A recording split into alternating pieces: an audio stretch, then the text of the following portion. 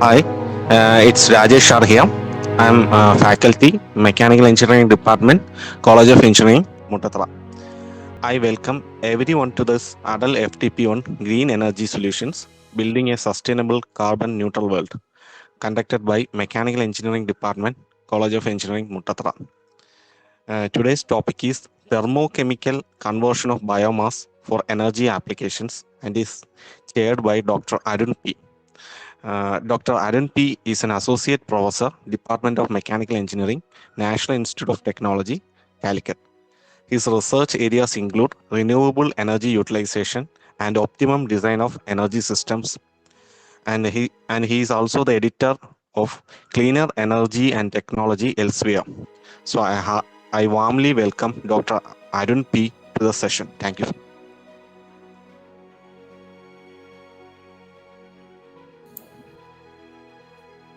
Hello, this is Arun.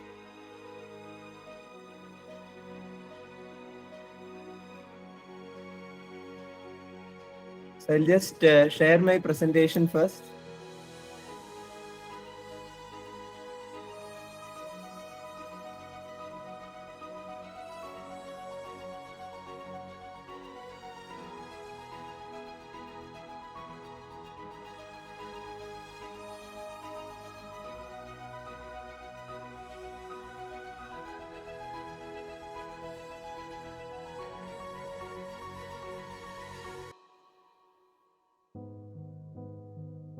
So a warm good evening to all the participants.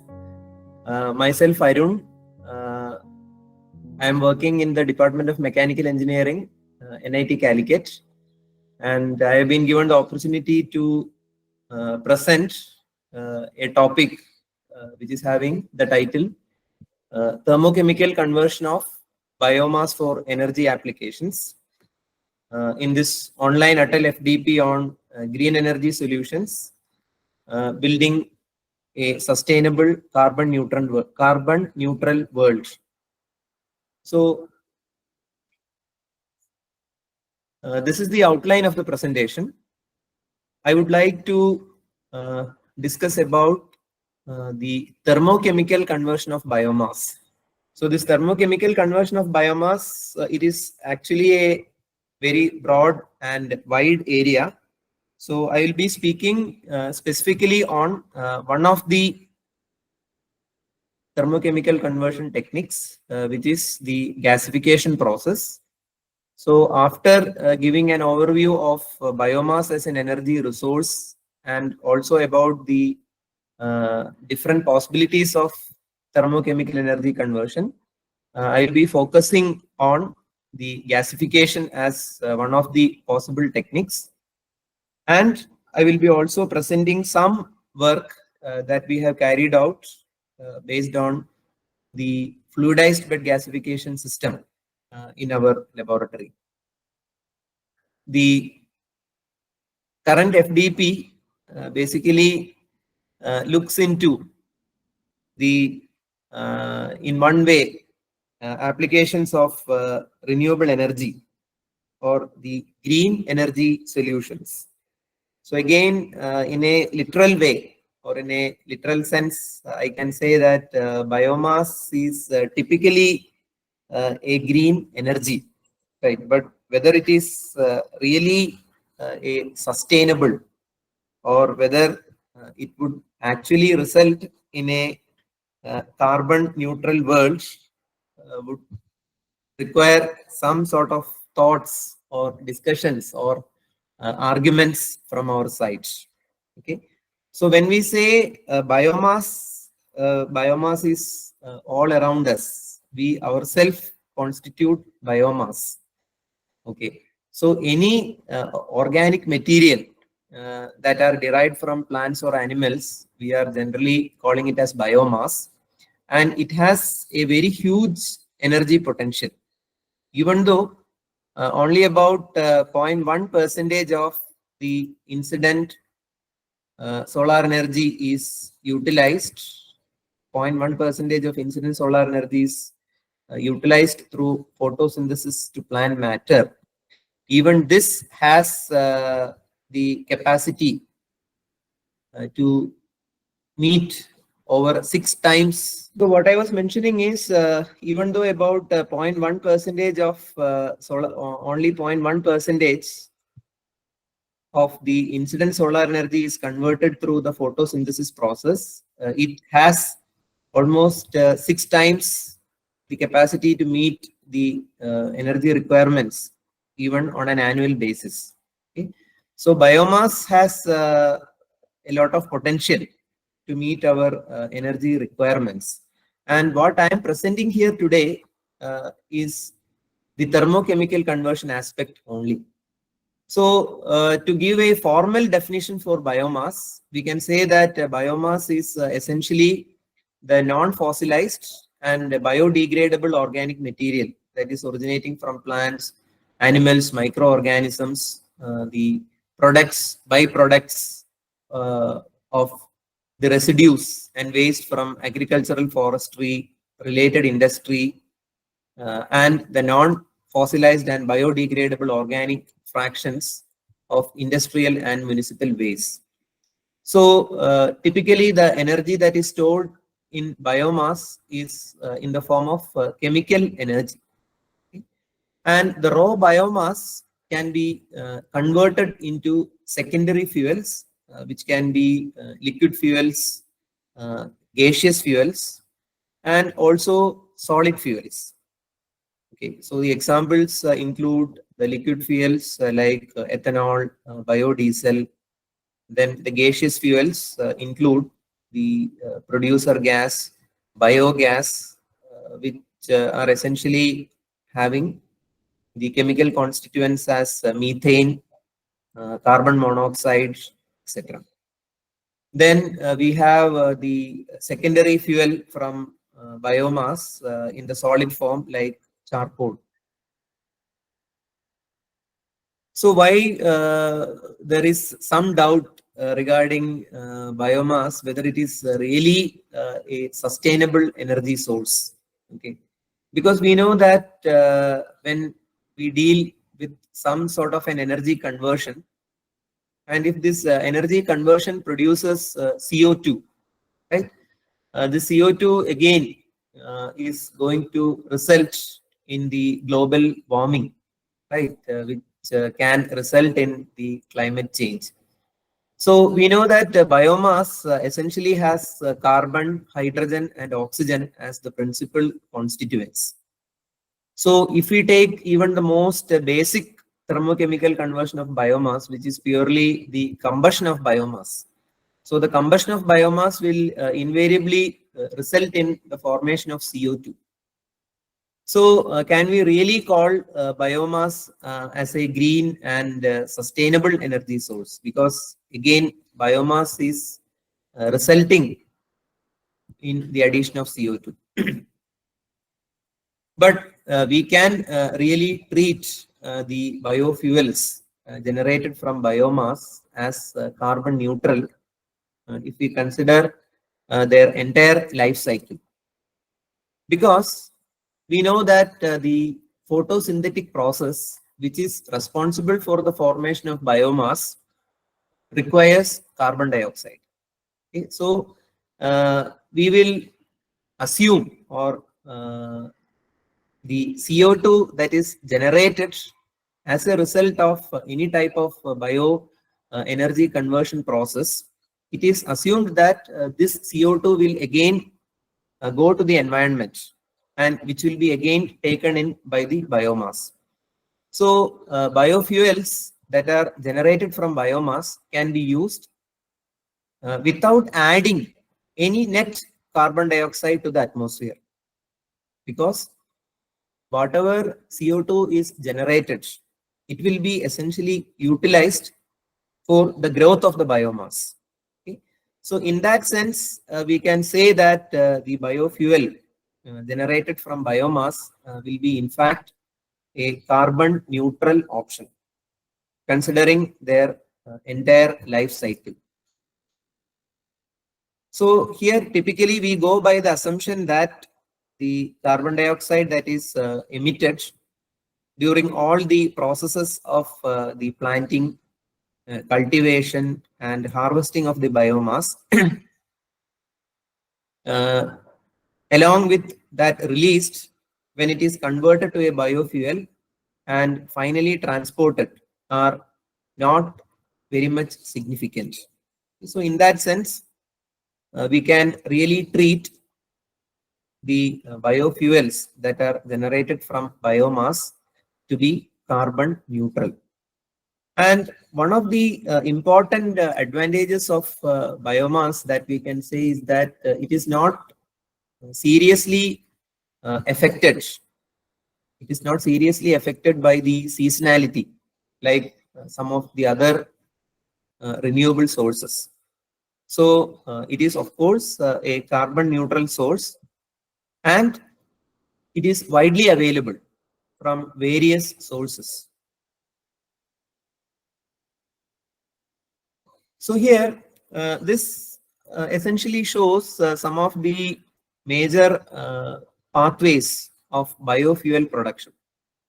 So biofuel is in fact a secondary fuel that is produced from the biomass. So what we are going to discuss today is the thermochemical conversion of biomass, wherein I am focusing on gasification. So one of the fundamental thermochemical process is the combustion, where the biomass is burnt.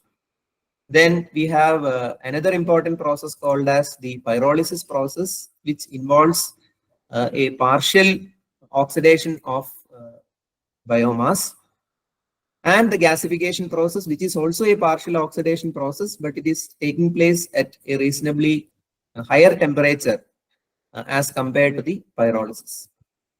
Then we also have other biochemical processes, including the fermentation process, which is typically used for producing alcohols from biomass. Then we have the digestion process, in which the wet biomass is converted into biogas, which is typically a combination of methane and carbon dioxide. Then we have some extractive type of processes in which certain oils are generated from the biomass, which will be used as fuels. So for this also certain chemical processes are used, and one of the widely used process is the trans-esterification process for producing biodiesel from biomass. So as I said, the focus here will be on the thermochemical process. So as the name is indicating, thermochemical means it has to do something with the thermal energy, and there is some chemical change involved. Okay, so the thermochemical process will be typically using the thermal energy or heat to induce certain chemical reactions. And as I have already mentioned, one of the important thermochemical process is the combustion process, wherein the carbon and hydrogen that is present in the biomass is converted into CO2 and H2O respectively. In certain biomasses, there may be some trace or small quantities of sulfur also, and this may be converted into the oxides of sulfur, SO2. So the combustion of biomass, we know our rural economy heavily depends upon the biomass combustion, all for the daily applications of heating, cooking, etc. But of course, it is also an option for generating electrical power when used in a large scale, when advanced or modern combustors can be used for burning the biomass to generate the thermal energy, which will be transferred to a process fluid which can operate a thermal cycle to produce electrical power. Or it can be used as an option for operating an internal combustion engine too, right? But in that case, we are not generally going for the combustion process, but we are going for the gasification process, where this biomass will be primarily converted into a producer gas or a synthetic gas. And again, the combustion of biomass many times is utilized as a source of thermal energy for the heating requirements, supplying thermal energy to drive the industrial process heating. But again, there are a lot of advantages if the biomass is not directly combusted, but it is converted into a secondary fuel. And this is typically done by the thermochemical processes, pyrolysis and gasification, right? Where we are not going to supply the stoichiometric amount of air that is needed for the complete combustion of the biomass, but we are going to provide only a portion, right? Only a limited amount of air, which is much lesser than the theoretical amount of air is typically supplied in both the pyrolysis process as well as the gasification process. So thermal conversion of biomass in an oxygen deficient environment is typically carried out in the case of gasification. So gasification, as the name is indicating, it is the conversion of the raw biomass into a gaseous fuel. So that is why the name gasification has come. So it basically deals with the conversion of any carbonaceous fuel to a gaseous product with a usable heating value.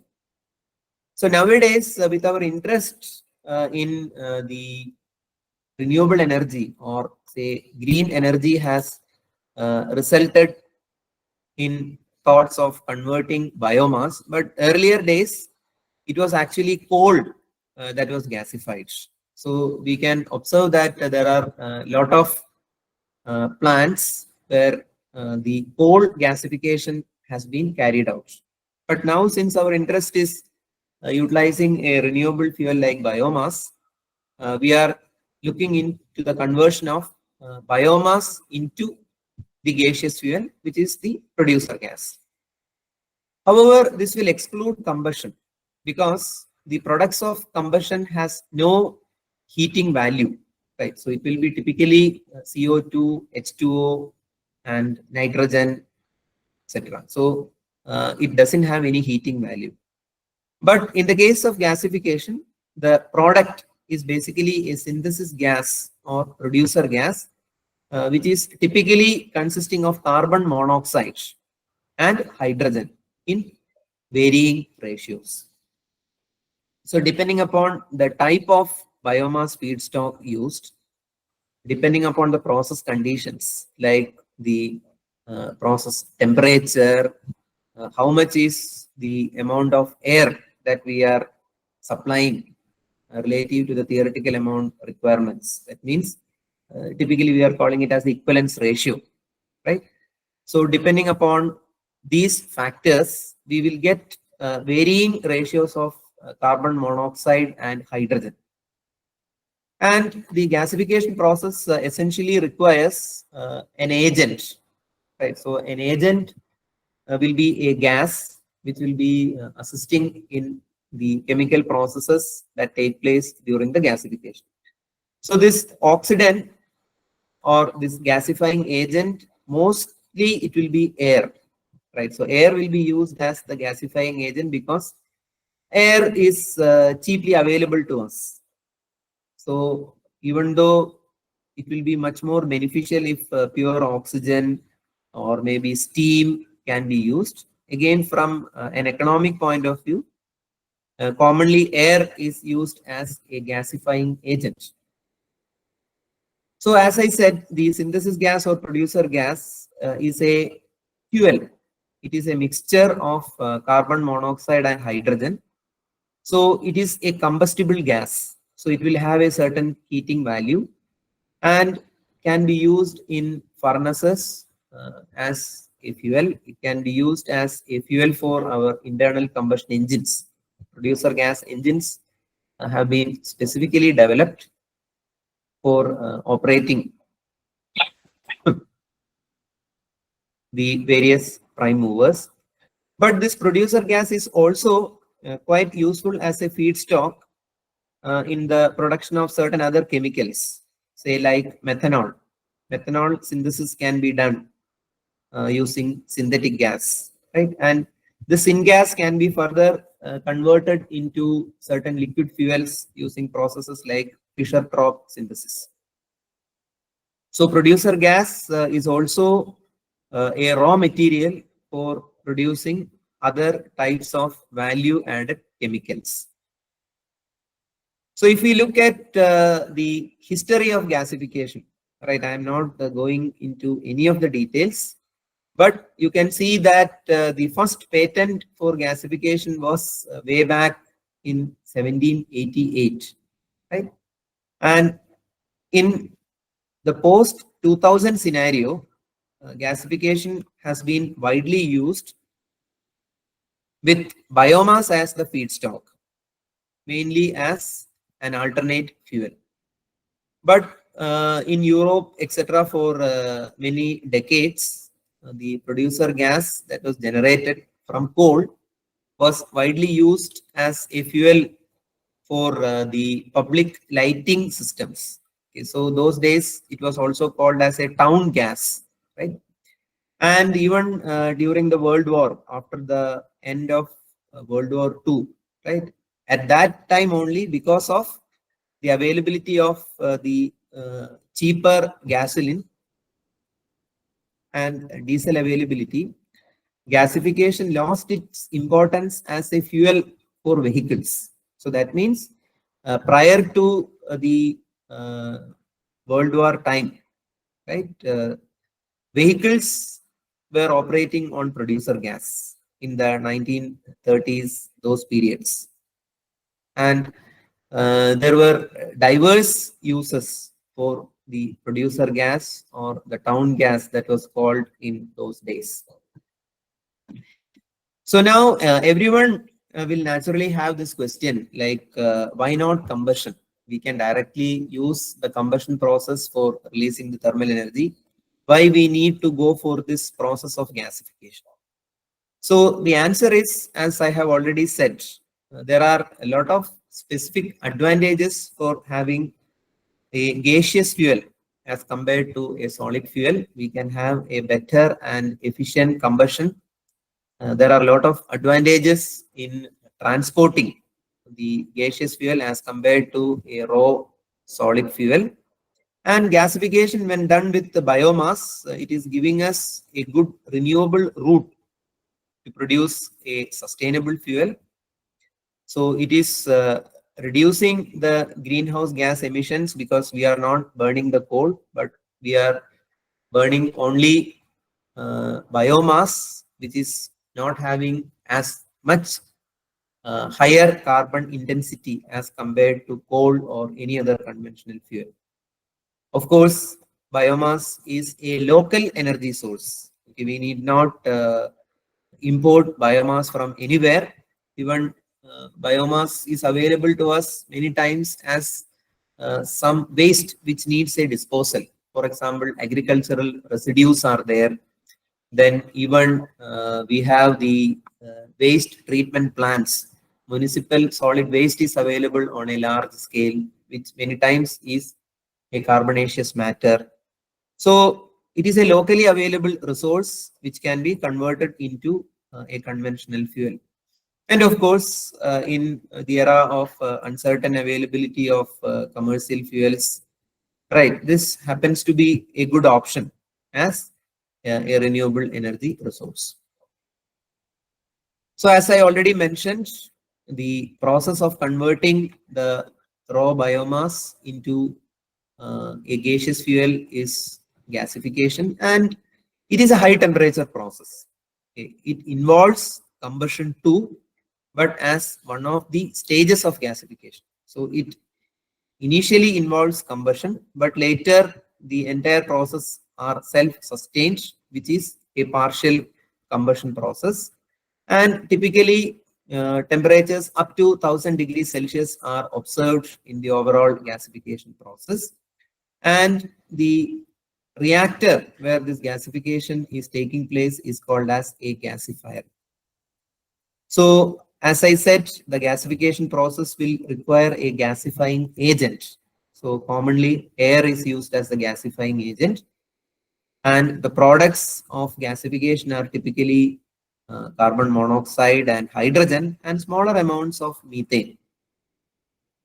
But of course, there will be some undesirable constituents also. One major undesirable element is tar.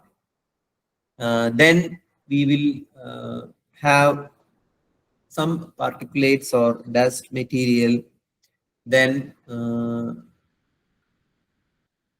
in certain cases, we may have certain amount of ash which is getting collected as a part of the gasification process. As I said, there will be a varying composition depending upon the type of biomass being used. We get a varying composition, but on an average, typically about 20% of the gas will be carbon monoxide. We can get 10 to 15% of hydrogen, then small amounts, maybe 1 to 2% of methane. As air is used as the gasifying agent for most of the gasifiers, the product gas will be having a large amount of nitrogen. Okay, so nitrogen remains inert during the process, so nitrogen will be there. Then some amount of combustion is also taking place in the gasification reactions. So CO2 also is there. Then oxygen will be there. So these are the major gaseous constituents of the producer gas. Of course, in the case of complete combustion, we expect water vapor, carbon dioxide, and surplus of oxygen. There are a lot of chemical reactions involved in the gasification process. We will try to enlist the key reactions. Okay, but however, one of the major steps in the gasification is initially the formation of charcoal. Okay, so this charcoal will be acting as a seat, or where a lot of subsequent reactions will be taking place. So first, the biomass will undergo the drying process because of the heat generated initially due to the combustion of biomass, followed with the formation of charcoal, where the biomass is getting reduced. Then there is conversion. There is a conversion of char at a suitable temperature, mainly to evolve CO and H2. So we will look into those reactions. Before going to that, we can see that currently gasification has become one of the preferred technologies for large-scale power generation. Okay, in India, it is coming up, but especially in the West, if you take the case of some of the countries in Europe, right, a lot of gasifier-based power plants are in operation. You can see some of the examples. One located in Finland, which is having a capacity of 140 megawatts. Then another one in UK, right? So even though the coal-based power plants are almost getting phased out, especially in the UK and in many of the European countries, they have not kept gasification away. So it is considered as a clean and green technology as compared to coal. So now, if we look at the Indian scenario, we have a very good potential for biomass utilization in various forms. So there is always a food versus energy. That way, there is a scenario. That means we should not be utilizing the biomasses which are typically going to influence our requirements as a foodstuff, right? But if you take the case of gasification, like unlike the production of ethanol, which will be typically from some of the edible biomasses, in the case of gasification, we are typically dealing with all the residues. That means agricultural residues or the municipal solid waste, right, MSW, or any sludges, right, emanating from, say, some of the treatment plants which are having an organically rich concentration, right, is suitable for the gasification process. So in that way, we have a huge potential, right? There is a surplus biomass availability in the sense a lot of agricultural residues are there, forestry residues are there, and this alone has a capacity of about 18 gigawatts, right? And currently we have about 10 gigawatts installed in biomass power and cogeneration sector. So that means it is sometimes combinedly used for electrical power as well as the thermal energy requirements. So this is somewhat recent study which shows that the biomass power potential is somewhat even higher. That means biomass power potential happens to be about 30 gigawatts, right? And the percentage share in terms of some of the major crops. So here, this indicates the potential from some of the agricultural residues. So we can see that there is a major share from the cereals that are getting produced extensively in our country. Then rice husk is available. Then residues from the wheat, maize cultivations, cotton. There is a huge potential, and now many times we are observing news about the stubble burning, right, which is creating a lot of ecological impact in some of the northern states. So the people are simply burning away the residues from the cultivation. So there is a huge potential if there is a systematic way by which this biomass can be converted into a good fuel form. So now again, coming back to the earlier question on why we need to actually gasify the biomass, because we know if we are simply converting the carbon available in the biomass, if it is oxidized, we are getting CO2, right? And per kilomole, we are getting about 394 megajoules if you look at the oxidation of carbon. But in the case of a process like gasification, this carbon is getting partially oxidized to form CO, and then this CO is getting converted into CO2. So we can see that out of this 394, right, still we have about 72% of the heating value of the carbon will be available in the synthetic gas or the producer gas. Right. So in any modern combustion system which can burn the producer gas, we can still have a reasonably good combustion efficiency.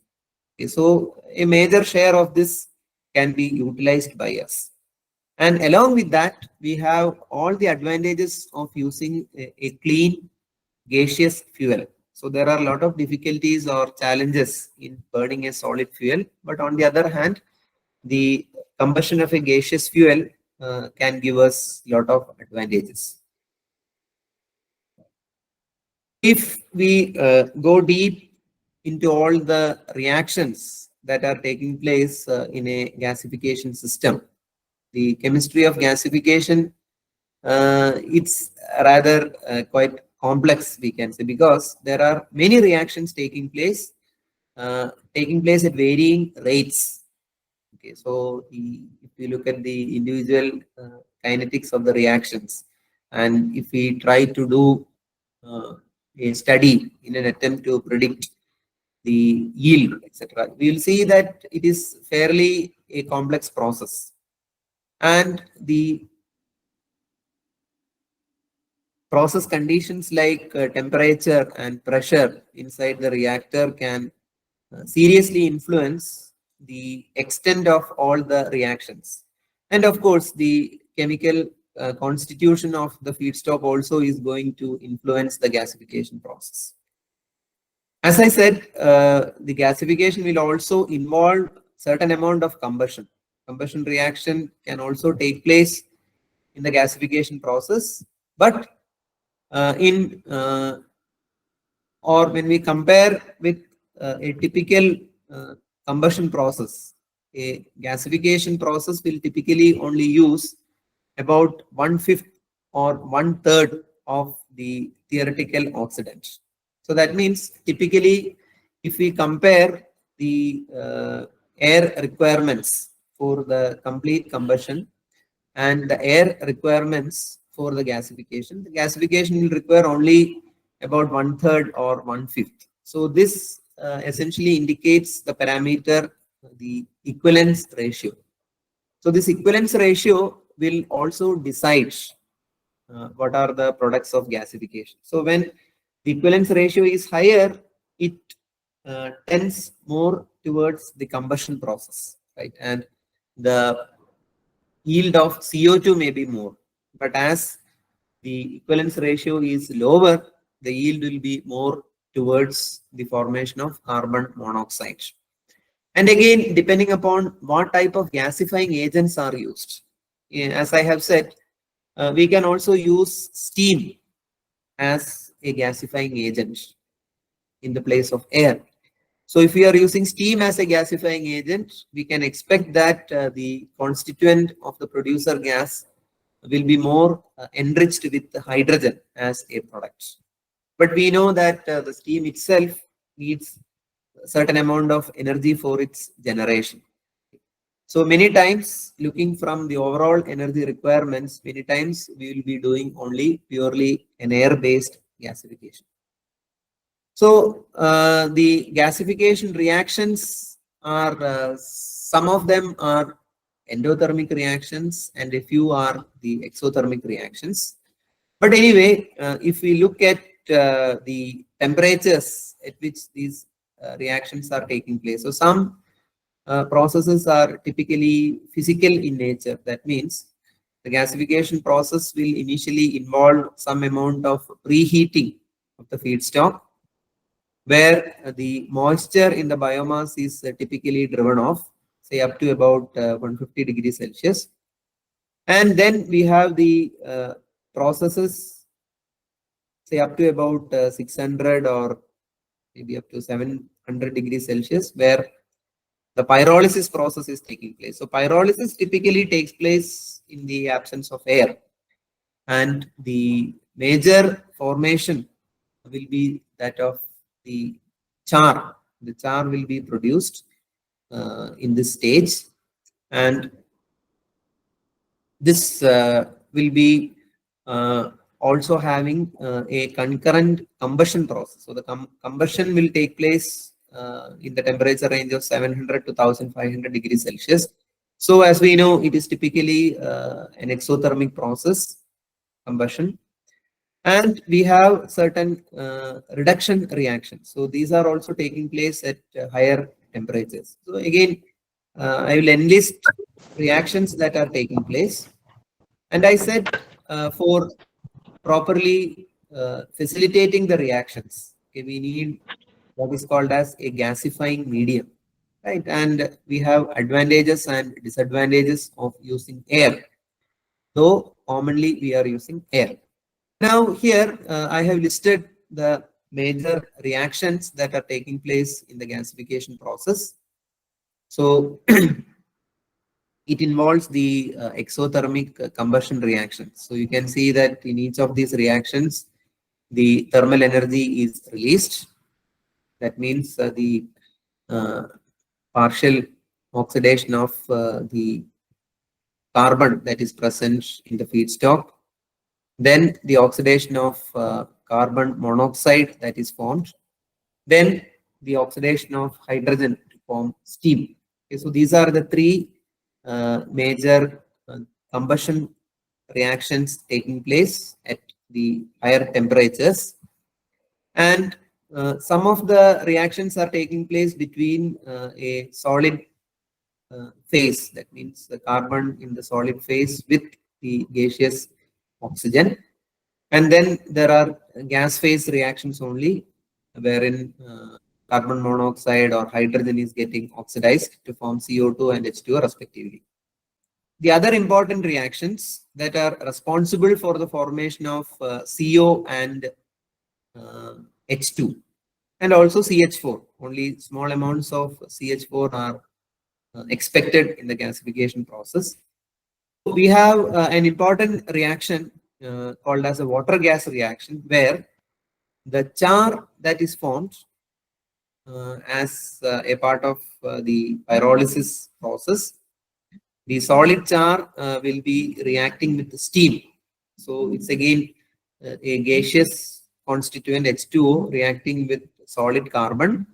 And this reaction is majorly responsible for the formation of CO and H2. And it is an endothermic reaction. So this will take in some amount of energy that is released as a part of the exothermic oxidation reactions. So here CO and H2 are formed. Another important reaction is between the CO2 formed with again the char. The reaction will essentially result in the formation of CO. Right? This is also an endothermic reaction. Then we have the methanation reaction. Methanation reaction is responsible for the formation of methane. When we want to do an analysis of the gasification of any constituent, we need to actually consider all these inherent chemical reactions. And the rates of these individual reactions needs to be studied. We have to understand the kinetics of these chemical processes or these chemical reactions to accurately predict the yield or the products that are formed as a result of the gasification process. As I said, typically there are reactors in which the gasification reactions are taking place. Okay, distinct processes need to take place in the gasifier, even though we are bringing the feedstock to a certain acceptable moisture content, because there will be usually some pre-drying of biomass when before it is taken to the gasification process. We are supposed to bring it to a certain dried condition, but still there will be moisture entrapped in the biomass. The gasification process will generally involve the drying process. Then we will have the region in the gasifier where typically the pyrolysis process will be taking place. Then there will be regions where typically all the oxidation or the combustion reactions are taking place, and where the reduction process, wherein mostly CO is produced, right, and the char formation is taking place. But we cannot strictly categorize the regions where all these are going to take place maybe in a separate way. No, there will be always some amount of overlap. There will be always a considerable overlap. And for our convenience only, we are assuming that such types of zones may occur. So now if we look at the reactor where all these reactions are supposed to take place, we can broadly categorize them into two, right? One, we are generally calling by the name of the fixed bed gasifiers.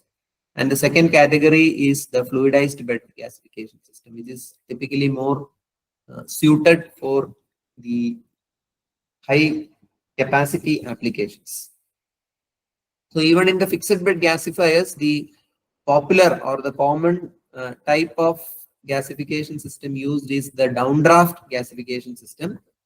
The major advantage of the downdraft gasification system is that it mostly produces a gas that is having a very low amount of the undesirable constituent of producer gas called as the tar. The amount of tar will be extremely less in the producer gas that is generated from a downdraft system. On the other hand, for large-scale applications, the fluidized bed gasification systems are preferred because it essentially results in a better mixing of the feedstock with the gasifying agent.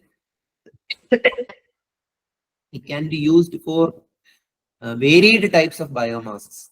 Even if the biomass is having a large quantity of ash, a large quantity of moisture, any type of non-conventional biomasses or blend of different biomasses.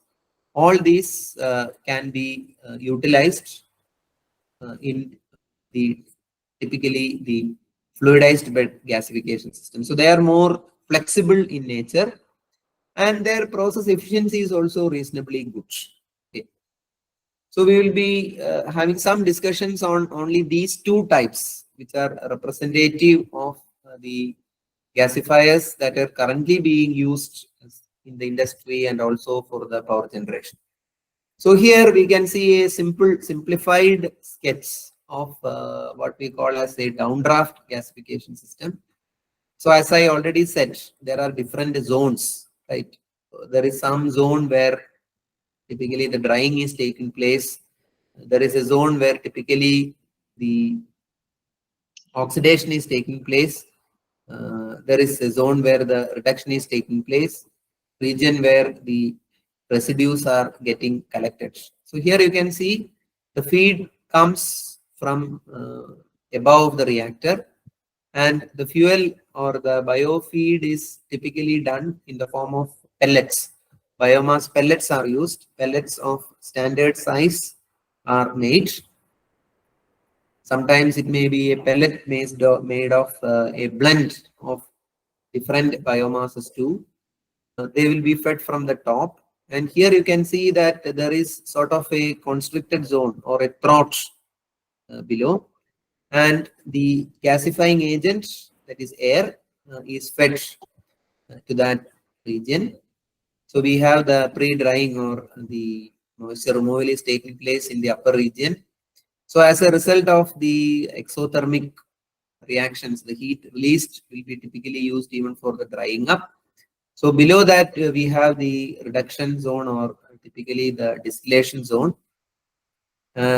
This region is the region where the higher temperatures are occurring and mostly the oxidation reactions are taking place. So as a result of the complex interplay of all the chemical reactions that are governed by the equivalence ratio, the chemical constitution of the biomass, the producer gas formed as a result of all these processes are typically taken out of the system from the below, right? So the producer gas is evolved and it is flowing out through the system.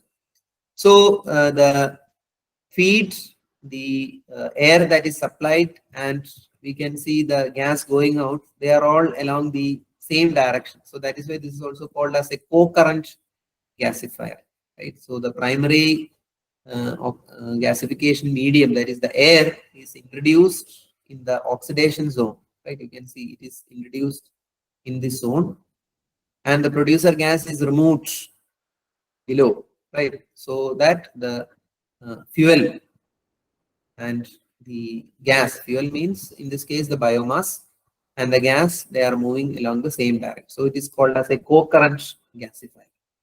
But here you can see that the distillation zone is the region where primarily all the formation of tar is going to take place, right?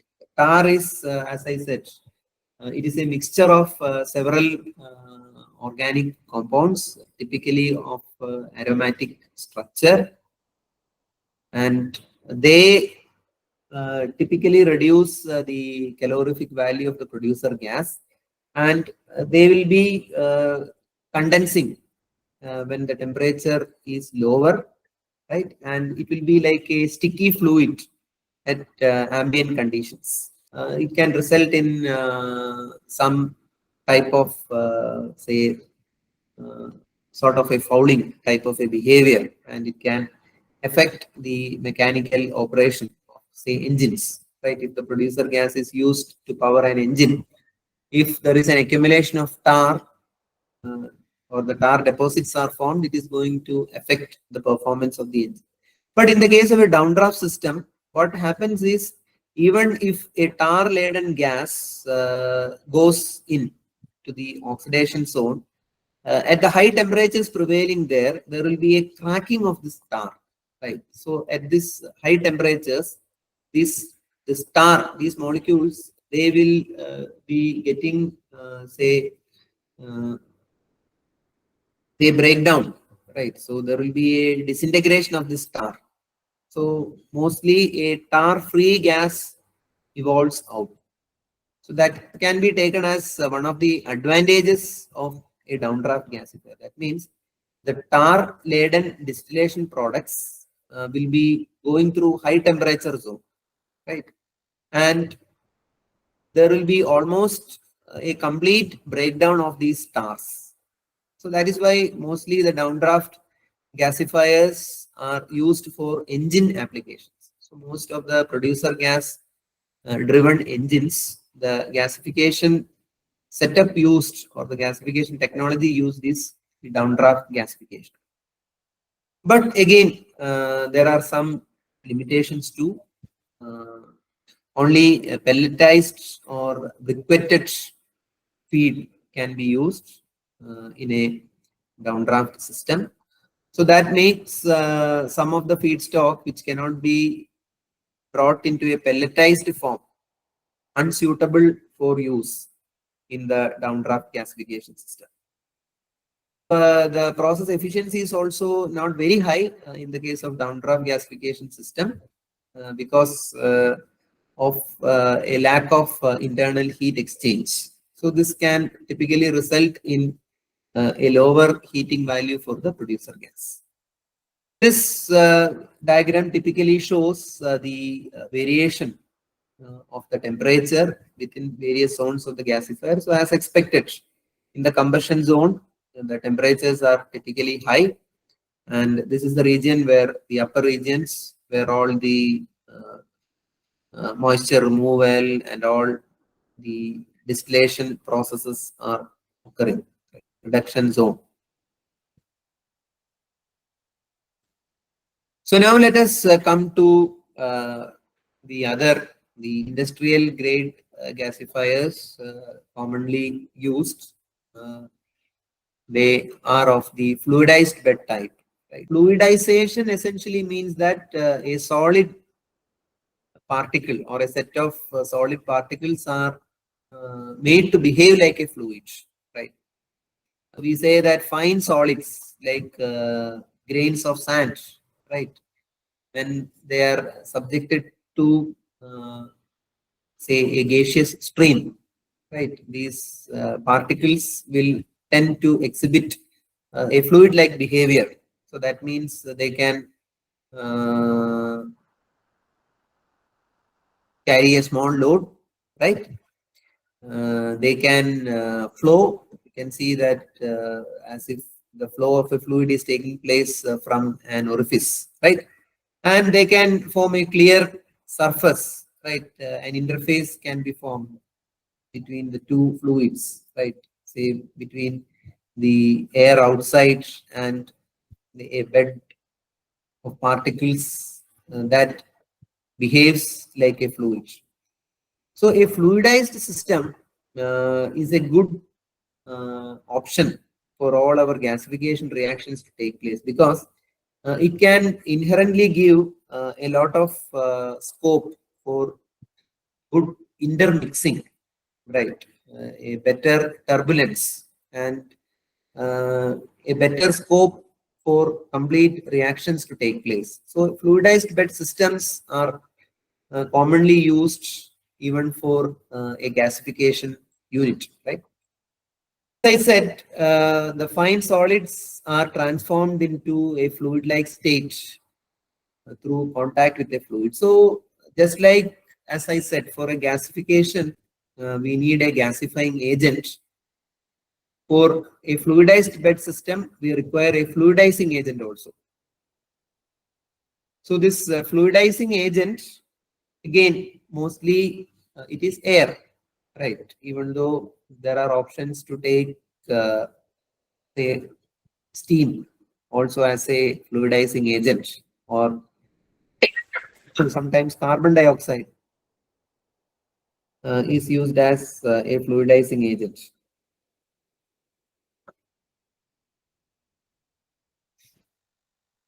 So the fluidized bed is made of granular solids, right? That means the bed material, right? It is kept in a semi-suspended condition by the passage of the gasifying medium, which is also in this case a fluidizing medium, at an appropriate velocity. So there is something called as, in a fluidized system terminology, there is something called as a minimum fluidizing velocity. Minimum fluidization velocity. So only if the velocity of the fluidizing medium is greater than or equal to the minimum fluidization velocity, then only the fluidization happens, right?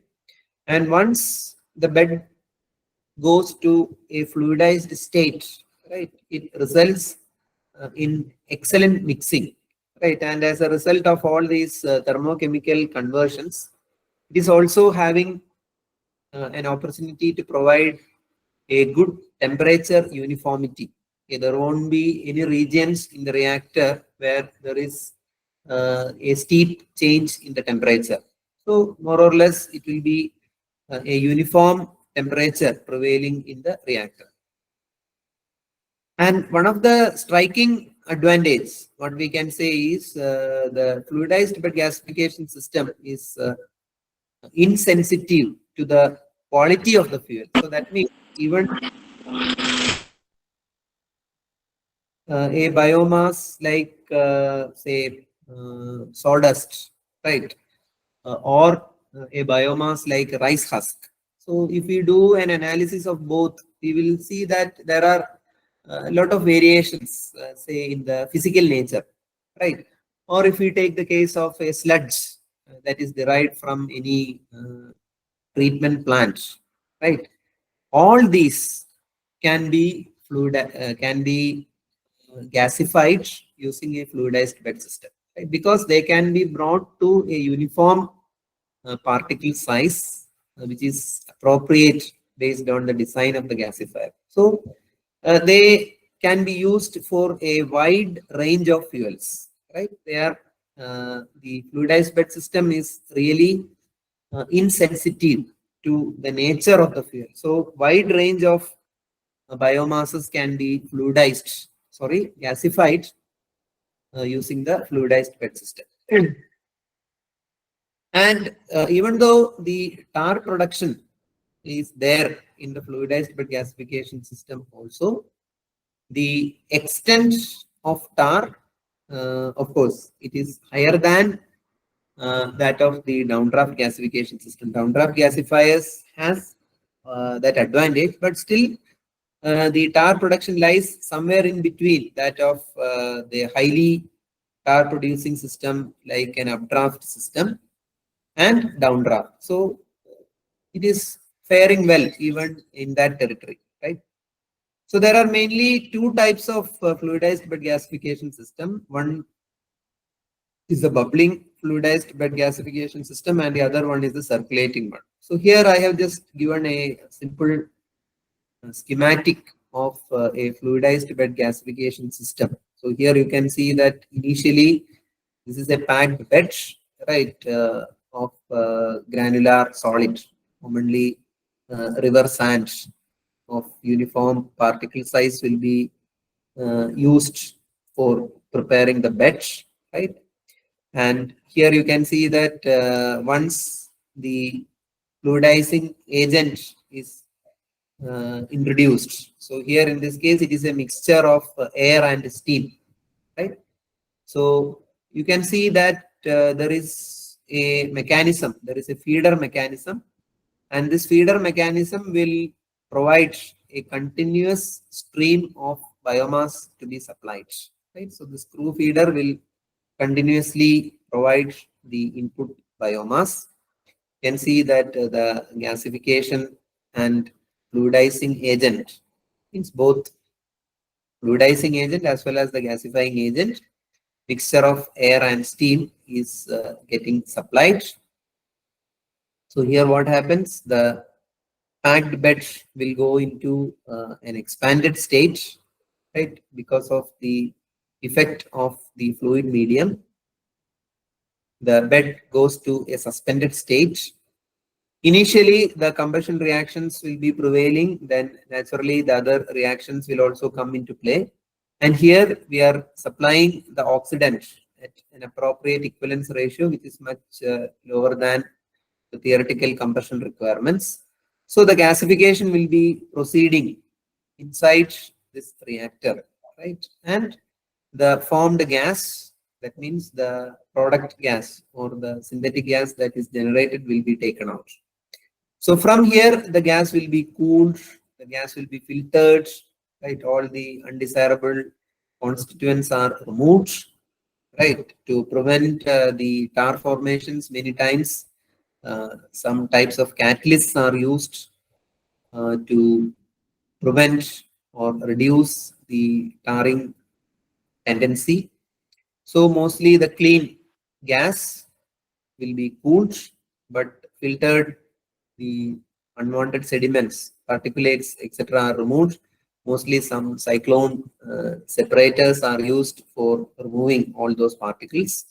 And there will be some amount of ash deposition. So here the ash deposition will be there, the bottom ash will be there, and some ash will be also captured as a result of the debris that is getting collected in the cyclone separators, right? So as I said, commonly used bed material, it is the river sand, right? Sometimes fresh or spent limestone is also used. The ash from coal is also used as a bed material. Typically, the size range is from 0.1 to 0.3 mm. And again, the design of the gasifier will dictate what will be typically the size for the particle bed material. In certain systems, typically some additives are used in the bed materials, right, to avoid any type of defluidization that may happen in the bed, right? And sometimes it can be like a combination of several types of bed materials to be used.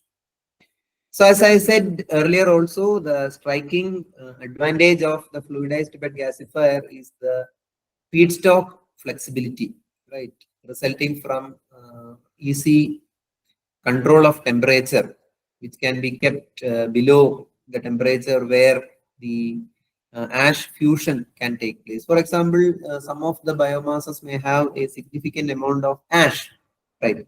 So unlike the other types of gasification system, we can control the temperature in a better way in our fluidized bed systems, so that we can deal with such situations without the need for any type of pre-processing. So the process variable control and the ease of scaling up to larger capacity units, feedstock flexibility, these are some of the advantages of fluidized bed gasification system. But there are limitations, right? There are limitations. High tar content is one of the major concern, and poor response to the load changes, right? That is also one limitation of the fluidized bed system. And it is not well suited for small capacity applications. Of course, we can do some sort of research activities or analysis with the smaller units, but the economy of scale is always guaranteed, right? If we are anticipating a power output of say about 500 kilowatts and more, then only we need to go for an industrial fluidized bed gasification system. So now, till now, what I have indicated or what I have shown is like some background theory related to one promising technology of thermochemical conversion, which is gasification. And especially in the current context, okay, where many times our sole interest is not just an energy conversion. So So many times we are also looking at opportunities for waste to energy conversion. Okay. So in this context, sometimes we may try to harness thermal energy from some materials which may go as a waste. So one example is the agricultural residue. So we can avoid the stubble burning. Then another option is like the carbonaceous sludge that is derived from, say, the treatment plants. Or sometimes we have some oily sludge that is coming as a waste product from some chemical processing plants. So all these are like typical biomasses, right? So many times this fluidized bed technology with appropriate tuning. So depending upon the type of biomass used, we have to slightly fine tune the process. We have to slightly fine tune the reactor. We have to introduce some process conditions which will make the overall process more acceptable, right? So for this, we need to have an insight into the nature of the biomass also.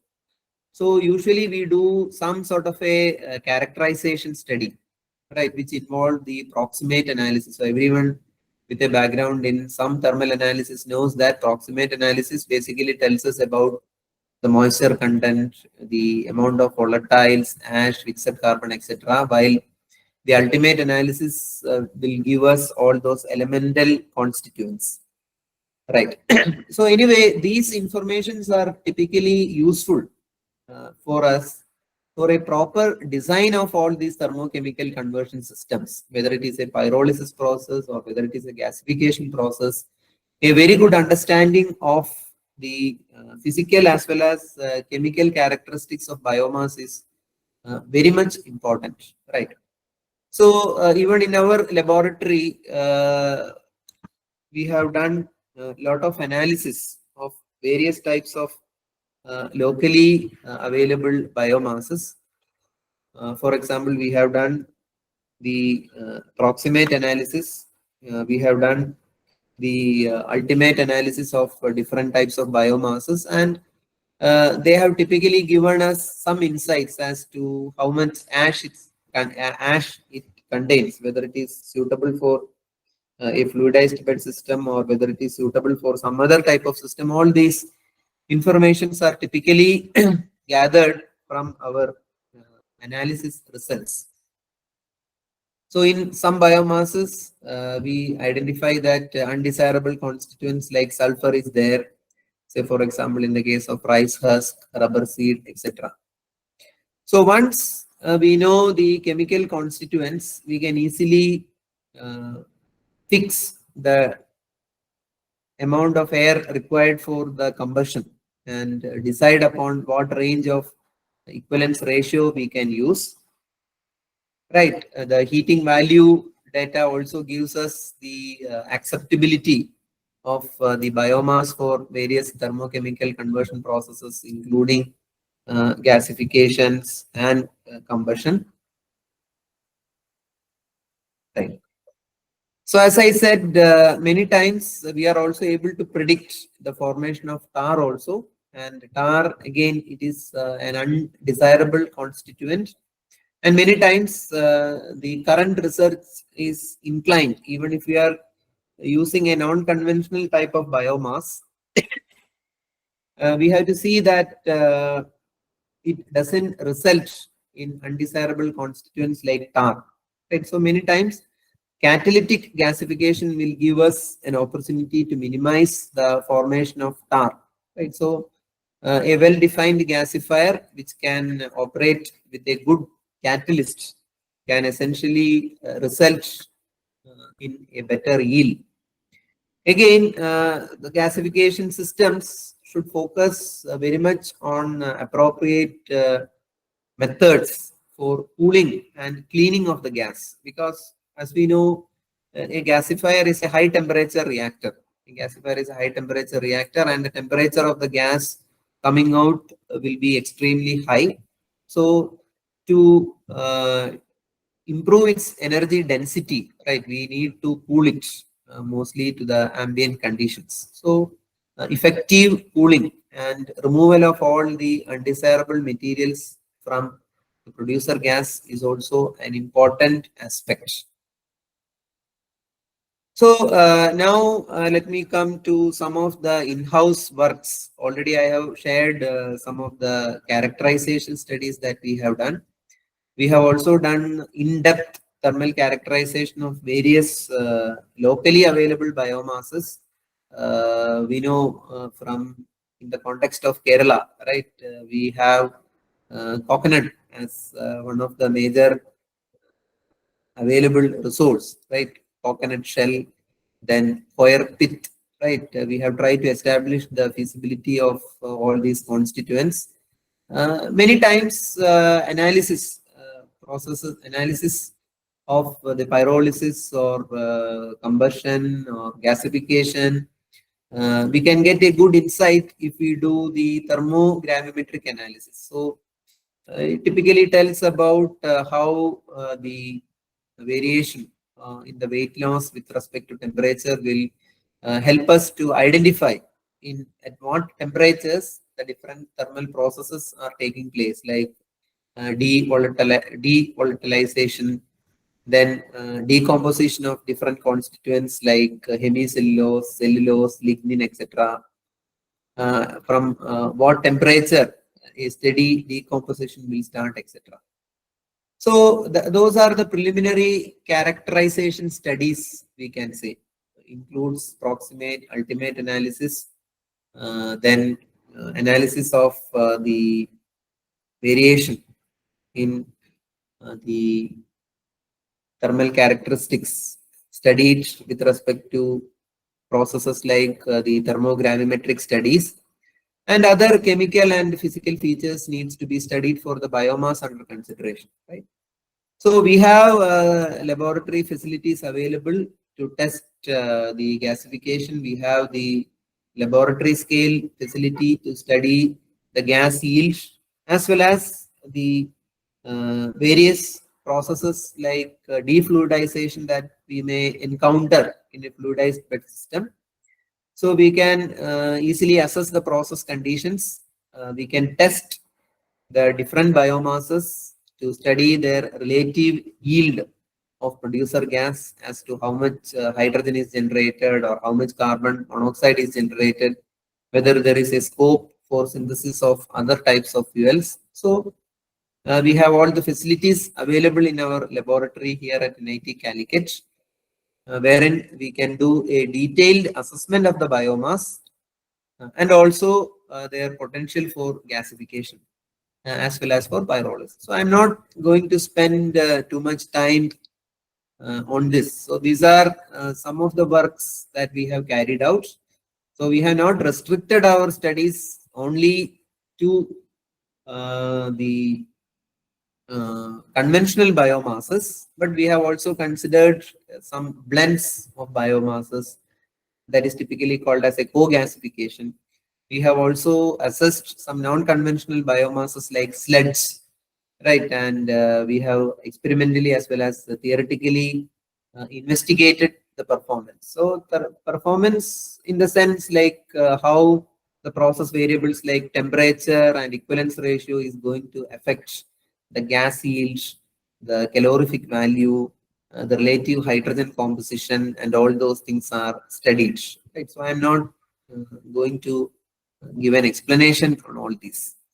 And of course, as I said, gasification is a complex process. It follows a complicated chemistry, various chemical reactions, including exothermic and endothermic reactions, proceeding at various rates, including some physical changes. All these are encountered. Along with that, some unpredictable constituents like tars are also formed. So if we try to model the system from purely a chemical thermodynamics point of view or a computational fluid dynamics point of view, it is a fairly complex, right? The kinetic analysis itself is very complicated because of the various types of reactions involved. So as you know, if we have some facility where we can actually study or investigate the system and generate data, that means suppose we have abundant amounts of information wherein the test results can be used to build a data driven model. many times for a complex process like biomass gasification, it is very useful. So we have also investigated some data-driven modeling technologies, say using artificial neural networks also for the process analysis of gasification, right? Because it is a complex thermochemical process. So based on whatever lab level testing we have done with varied biomasses operating at various operating conditions, we have got some interesting results in terms of the gas yield, how it is varying with the temperature, equivalence ratio, etc. have been investigated. So I am also showing it as some representative results. Okay, so this is all part of say the ongoing works that we have in our lab, right? So this is an example of one data-driven model that we have used for the process analysis. So I think with this, I would like to conclude, right? So my aim was to introduce a technique of thermochemical conversion. So it is finding a wider use, okay, because thermochemical conversion is again a fast and efficient process for converting any raw biomass into a biofuel, which can be either a synthetic gas or a producer gas, which can be further converted into other value-added chemical feedstocks. And if we look at process like pyrolysis, it is an option for producing biochar, which is also having a wide range of applications, especially in the current context of CO2 sequestration, then various other applications, right? It has a wide range of applications. Okay. So I think with this, I am concluding. Any type of clarifications?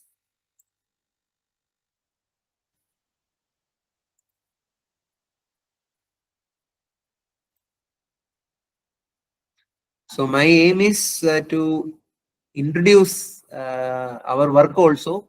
So of course, some time I have taken for introducing the context or the concepts, and towards the end I have shown like characterization studies, some preliminary studies on the gasification, all those things. So vast amount of literature is available. So even though these are all old technologies, in the current context of biomass utilization, these have become significant.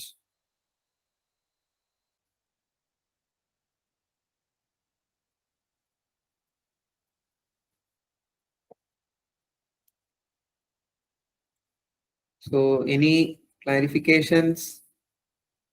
Participants, if you have any questions, please ask. Yeah, now there is a question regarding the usage of MSW, right? So here the major problem that we are going to face is in fact twofold. One is the amount of moisture present. Okay, so the process is going to be efficient in terms of getting a good quality gas yield if the moisture is reduced to a reasonable level.